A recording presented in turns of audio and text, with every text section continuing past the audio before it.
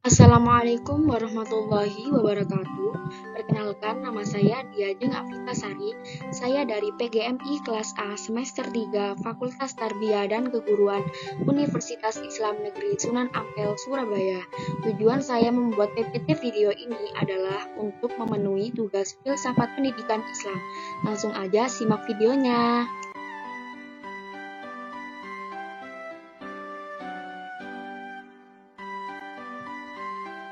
Apa aja sih yang akan kita bahas pada PPT video kali ini? Yang akan kita bahas pada PPT video kali ini adalah hakikat, tugas, serta fungsi pendidikan Islam.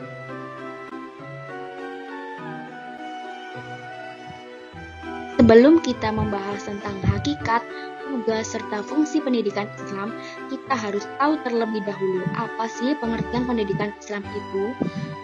Pendidikan Islam adalah suatu sistem pendidikan yang memungkinkan seseorang untuk dapat mengarahkan kehidupan sesuai ideologi Islam, sehingga ia dengan mudah dapat membentuk kehidupan dirinya sesuai dengan ajaran-ajaran Islam. Setiap usaha dan tindakan yang disengaja maupun tidak disengaja untuk mencapai tujuan harus mempunyai sebuah dasar yang kuat. Dasar pendidikan Islam sendiri meliputi Al-Quran dan Al-Hadis, jadi sudah dipastikan dasarnya sangat kuat ya. Yang diajarkan dalam pendidikan Islam adalah bimbingan terhadap pertumbuhan rohani dan jasmani menurut ajaran Islam dengan hikmah mengarahkan, mengajarkan, melatih, mengasuh, dan mengawasi berlakunya semua ajaran Islam.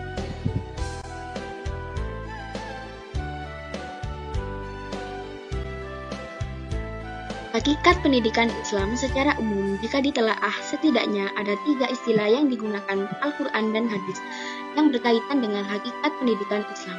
Ketiga istilah tersebut yaitu taklim, takdib, dan tarbiyah. Istilah-istilah tersebut sering diterjemahkan dalam arti yang sama. Selain diterjemahkan dalam arti pendidikan, terkadang juga diterjemahkan dalam arti pengajaran. Tetapi sebenarnya istilah-istilah tersebut memiliki kekhususan makna masing-masing. Untuk memperoleh pemahaman tentang hakikat pendidikan Islam, maka berikut ini saya akan jelaskan makna dari istilah-istilah tersebut. Yang pertama yaitu taklim. Taklim adalah proses transfer ilmu pengetahuan. Taklim sendiri berasal dari kata alama yang berarti mengajar yang bersifat menyampaikan pengertian, pengetahuan, serta keterampilan. Menurut Roshid Ridho, taklim merupakan proses transmisi ilmu pengetahuan pada jiwa individu tanpa adanya batasan dan ketentuan tertentu. Pendapat tersebut berdasarkan ayat Al-Quran Surat Al-Baqarah ayat 31. Pada ayat tersebut dijelaskan tentang aktivitas kependidikan yang dilakukan oleh Rasulullah SAW, yang tidak hanya terbatas pada mengajarkan tilawah Al-Quran, tetapi juga mengupayakan proses penyucian al-jism dan al-ruh, sehingga dengan kesucian diri itu manusia dapat memahami Alkitab dan Al-Hikmah, serta meraih pengetahuan-pengetahuan lain yang belum mereka ketahui. Bukan hanya sekedar pandai membaca apa yang tertulis, namun Rasulullah juga mengajarkan umat Islam agar dapat membaca dengan renungan, pemahaman, pengertian, tanggung jawab, serta amanah.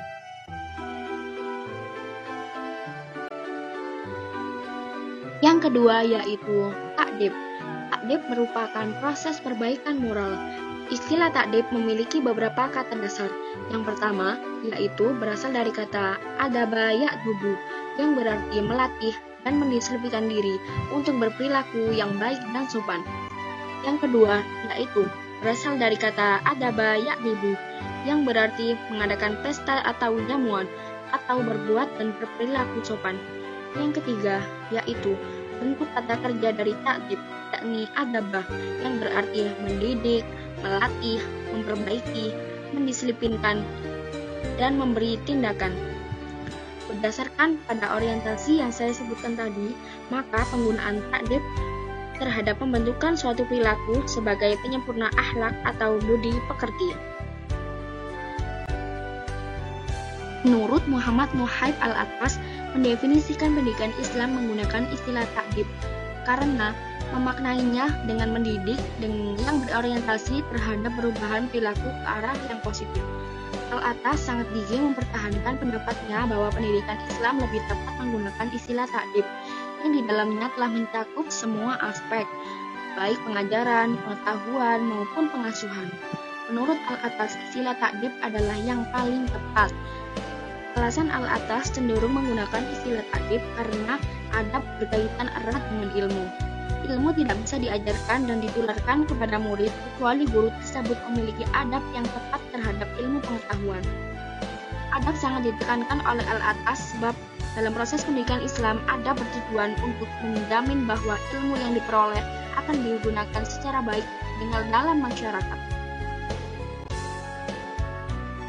Yang ketiga yaitu tarbiyah. Tarbiyah merupakan istilah yang baru muncul pada abad ke-20, sehingga penggunaan istilah tarbiyah tidak ditemukan dalam referensi klasik karena referensi klasik menggunakan taklim, adab, dan tahdzib. Istilah tarbiyah sendiri berasal dari 3 kata. Yang pertama yaitu rabba yarbu, yang berarti bertambah dan tumbuh. Yang kedua yaitu rabba, rabia, yarba, yang berarti tumbuh, berkembang, dan menjadi besar. Yang ketiga yaitu rabba yarubbu, yang berarti memperbaiki, menguasai, memimpin, menjaga, serta memelihara.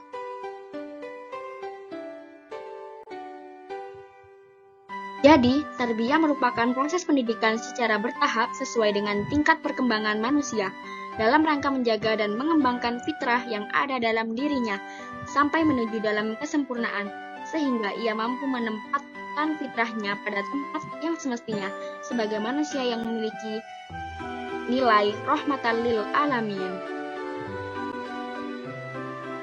Jadi, dapat disimpulkan dari ketiga istilah tersebut, yaitu konsep taklim dan takdib merupakan bagian dari konsep tarbiyah, sesuai dengan prosesnya masing-masing. Tarbiyah cakupannya sangat luas dan orientasinya berkelanjutan dan terus-menerus dalam kehidupan manusia. Selanjutnya, tugas pendidikan Islam. Tugas pendidikan Islam senantiasa bersambung dan tanpa batas.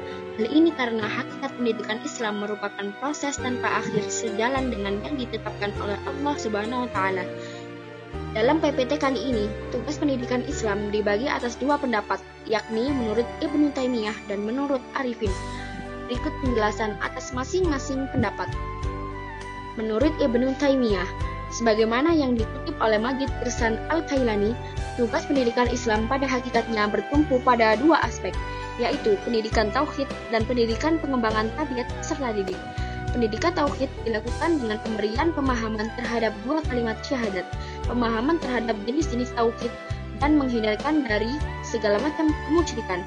Sedangkan pendidikan pengembangan tabiat peserta didik adalah mengembangkan tabiat agar mampu memenuhi tujuan penciptaannya, yaitu beribadah kepada Allah dan menyediakan bekal untuk beribadah. Sedangkan tugas pendidikan menurut Arifin adalah membimbing dan mengarahkan pertumbuhan dan perkembangan manusia dari tahap ke tahap kehidupan anak didik sampai mencapai titik kemampuan yang optimal. Bimbingan dan pengarahan tersebut menyangkut potensi, predisposisi, atau kemampuan dasar serta bahkan manusia yang mengandung kemungkinan berkembang ke arah kematangan yang optimal. Selanjutnya yaitu fungsi pendidikan Islam. Fungsi pendidikan Islam adalah menyediakan segala fasilitas yang dapat memungkinkan tugas-tugas pendidikan Islam tercapai dan berjalan dengan lancar. Menurut Khursyid Ahmad yang dikutip Ramayulis, fungsi pendidikan Islam adalah 1. Alat untuk memelihara, memperluas, dan menghubungkan tingkat-tingkat kebudayaan, nilai-nilai tradisi dan sosial, serta ide-ide masyarakat dan bangsa. Yang kedua, alat untuk melakukan perubahan, inovasi, dan perkembangan yang secara garis besarnya melalui pengetahuan dan skill yang baru ditemukan, dan melatih tenaga-tenaga yang produktif untuk menemukan perimbangan perubahan sosial dan ekonomi.